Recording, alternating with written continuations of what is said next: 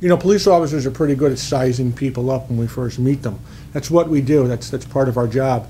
And the first time I met Dan Malloy, he was very relaxed. My public career as a prosecutor in New York City. I was an assistant district attorney in Brooklyn, New York. And that probably comes from his experience as a prosecutor. State of New York. I had convictions in 22 of those cases. When I left the DA's office, I was a senior trial attorney in the Homicide Bureau. And prior to doing the homicide work and the general trial work, I did investigations work for 18 months.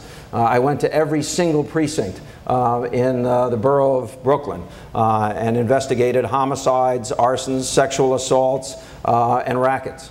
So I shared for at least a portion of my time some of the work that some of you do.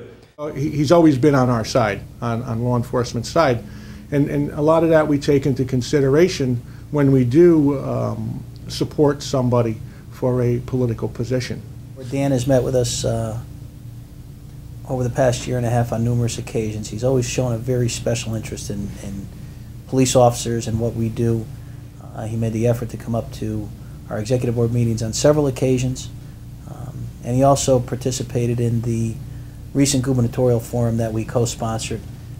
Privatization of public safety employees, first of all, I'm not a person who believes in a lot of privatization. In fact, as mayor, I deprivatized a number of functions that the city of Stamford had outsourced. The idea that we would privatize public safety doesn't make it doesn't make any sense, quite frankly.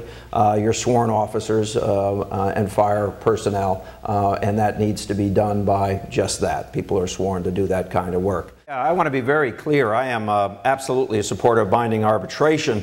I have opposed changes to the binding arbitration system. As I frequently say, if you're going to take away binding arbitration, you're going to have to give the right to strike. And of course, that's not what people who talk about binding arbitration mean. What they want to do is do away with binding arbitration and compel you to work for whatever is on the table. And that is not a system that's fair. It's not a system that's workable. It's not a system that's in keeping with the promises that have been made to public servants. I will protect it, and I will give you better arbitrators. People who say they want to tinker with the arbitration system really want to take away some of your hard-earned rights.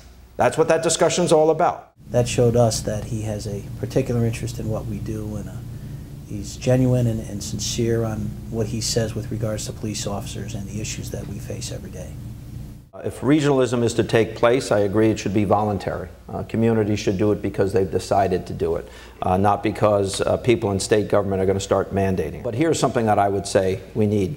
We need protection, that arbitration and contract language will be protected in those discussions between municipalities. We need to make sure that regionalization does not become a basis in which to break long-standing contractual relationships, including past practices which have been protected under state statute for many years. We need to make sure that regionalism is not going to be used as a way to get around the contracts that you fought for and won.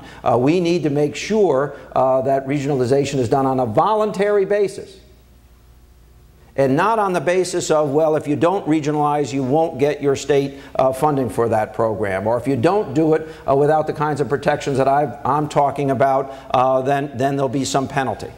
And that's my take on it. We should encourage municipalities to operate together when it's in their best interest and when the interests of labor are protected, and we should not mandate it. He didn't just tell us what we wanted to hear. I think he made some commitments to us with regards to our issues, and he's a stand-up guy. And I think he's going to do right by us, right by our members, and right by the people of Connecticut. I have a public service background. I understand the challenges of being a public servant and relying on government. So that's why I support binding arbitration. That's why I stand for paid sick days. That's why I'm here to answer your questions. That's why I'm prepared to be your partner as we move through some of the most difficult economic times that our state and many of our municipalities have ever faced. You could not have a better partner than me. You know, should there be a primary, police officers are going to mobilize like we did last time. In the last governor's race, we're going to work very hard for Dan. We've made some commitments to him to help him through a primary, and we really, truly hope to make a difference in the outcome of that primary. I'm Dan Malloy, and I approve this message.